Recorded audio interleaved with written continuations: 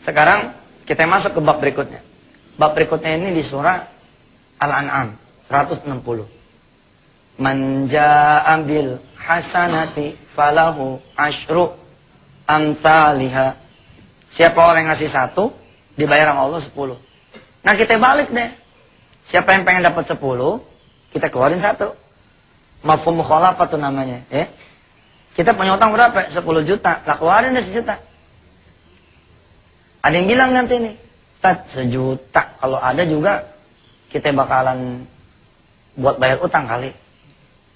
Ya kalau lo bayarin utang, masih ada 9 juta. Sedangkan itu tinggal 1 juta sejutanya. Kalau nanya saya, mas, saya bilang, sedekahin aja dulu. Tapi pamit sama yang punya utang itu. Oh, saya gitu. Saya datang kok. Saya bilang, kalau anak bayarin, ini motor anak-anak jual, nggak goyang tuh utang. Bismillah nih, anak mau sedekahin nih motor. Itu ngamuk deh. Yang mendingan buat gua dong. Kalau buat lo Maji, utang nih nggak goyang. Habis ini gua nggak bisa bayar lagi. Ya nggak apa-apa. Ya udah nggak apa-apa mah. Tapi kan nggak mungkin nggak apa-apa. Utangnya banyak kan. Akhirnya terjadilah perembukan. Percayalah pemirsa, it's all about negotiation. Ini semua perkara negosiasi. Kalau kita nggak bisa negosiasi, emang kita habis dikecak sama utang kita. Kita tunjukkan dong kepedean kita bahwa insya Allah utang sejengkal. Seminggu insya Allah saya bisa bayar. Kalau nggak bisa bayar, ya kita seminggu lagi. Baik, ini ngeganggu aja nih. Ada telepon dulu. Baik Ustaz, ada penelpon masuk. Kita lagi enak-enak ngomong. Assalamualaikum. Iya deh, waalaikumsalam. Assalamualaikum. Assalamualaikum. Iya Ustaz, domelin Ustaz takut ya. Silakan Ustaz lanjutin. Iya pemirsa ya, kadang-kadang kita lagi enak ngomong nih. Kayaknya lagi tenggorokan bener nih suara. Ya diberhentiin. Sampai mana tuh ngomongnya tadi? Minggu depan. Minggu depan, iya minggu depan ketemu lagi dah. Udah mana cepetan nanya nih? Ada pertanyaan nggak? Ya lanjut Ustaz. Lagi pengen ditanya nih, ngacung lagi yang di rumah. Yang di rumah mana yang di rumah ada? Ada nggak? Ya. Kita udah ngebut lagi, ada telepon lagi.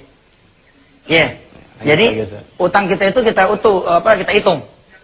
10 juta, tembak 1 juta. 1 juta itu kan biasanya gini ya, bisa kan nggak ada. Ketika nggak ada, apa yang ada yang kira-kira nilainya 1 juta? Umpama kata ada TV sama kulkas. Kalau dilebur 1 juta, udah itu buang. Si itu buang nggak buang, percaya sama saya, diambil sama tuh orang. Beneran nih saya ngomong nih. Bener pasti diambil sama dia. Begitu dia datang, mana utang lo? Nggak ada ya bang. Nggak ada, lu punya TV, lu punya kulkas. Nah itu gue udah bawain gerobak. Gitu, masukin gerobak. Daripada kita kasih sama manusia, sementara kita masih punya utang sisa, kita kasih ke Allah. Ustaz kalau gitu ente ngebela orang-orang yang pada punya utang dong? Enggak, ana ngebela ente ji, salah lo. Dengan cara begitu orang jadi punya duit. Saya masuk ke bank. Saya masuk ke perusahaan-perusahaan leasing. Saya bilang sama mereka, saya bisa nagih. Saya bisa nagih utang-utang orang yang nggak kebayar. Sama ente punya bank, sama ente punya perusahaan. Bagaimana caranya? Ente suruh sedekah orang itu. Gitu. Jadi datangnya itu bukan datang nagih. Datangnya itu kayak kita orang begini. Assalamualaikum Ji. Ente udah 3 bulan nih nggak bayar. Ente doanya bagaimana? Gitu. Cara nagihnya begitu. Bapak ibu yang sama Allah kalau emang punya piutang nggak ketagih, datang ke orang itu. Datang ke orang itu nanya tentang sholat duha, tentang sholat malam, tentang sholat berjamaah. Ajarin itu.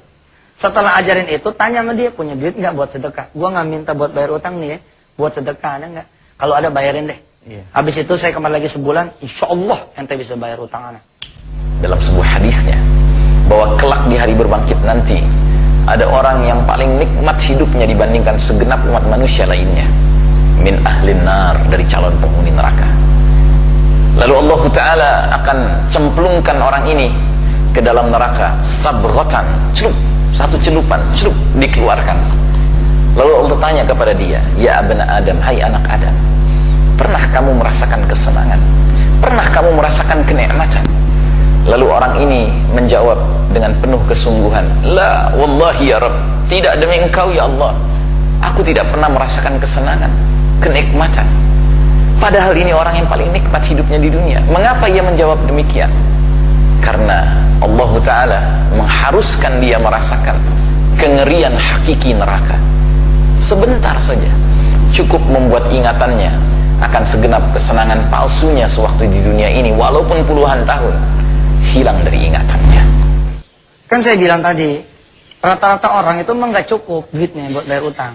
Rata-rata biar gini ya, kadang-kadang pemirsa, kalau nanya sama orang lain mah yang kagak ngerti urusan utang, emang juga dia jawabnya emang enteng aja.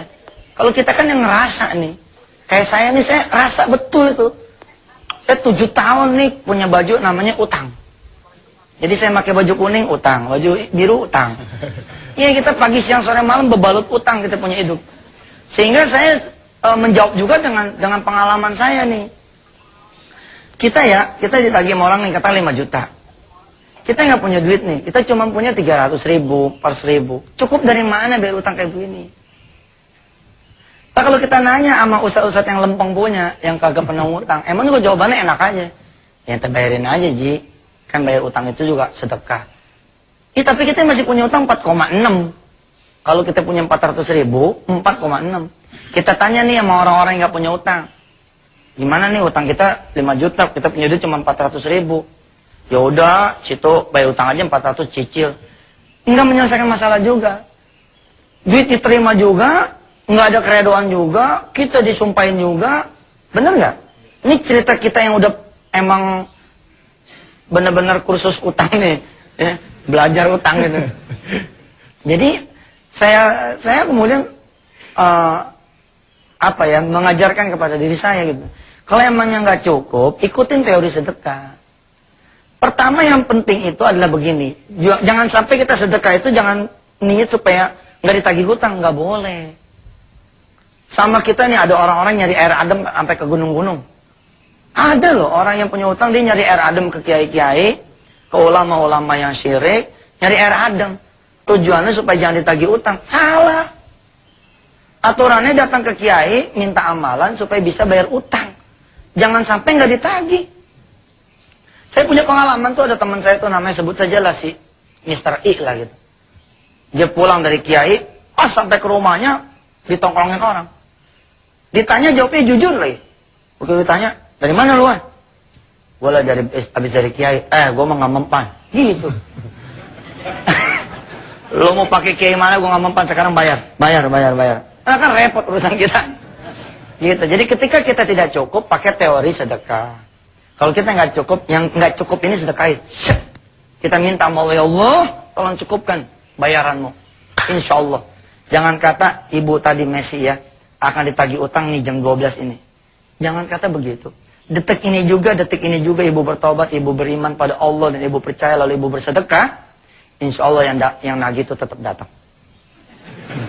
Udah jadwalnya nagih kan?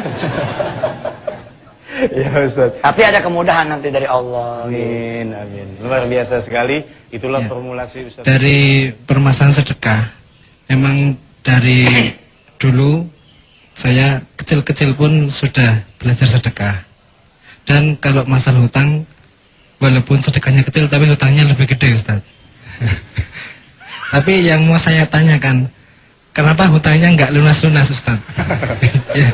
Terima kasih. Assalamualaikum warahmatullahi wabarakatuh. Waalaikumsalam warahmatullahi wabarakatuh. Silakan Ustaz. Ya. Ya salah sendiri sedekahnya kecil-kecil. Sedekahnya gede-gede lunas utangnya. Gini ya, perjalanan itu pasti nyampe. Waktu kecil saya belajar tentang matematika sedekah. Kita pengen mainan 14.000. Sama kita punya nenek disuruh nabung. 100 kita nabung nih, dapat 7 hari 700. Kebeli nggak tuh mainan? 14.000 kebeli nggak? Nggak kebeli, karena duitnya baru berapa? 700. Kita nyangka nenek kita suruh nabung buat nabung mainan. Ternyata salah. Dapat 1 minggu tuh duit ditebok dari celengan. Kemudian saya disuruh beli cabai tomat bawang. Saya beli cabai tomat bawang, kemudian kita kasih ke nenek kita, dilebur sama dia, jadi teman-temannya cabai buat nasi uduk.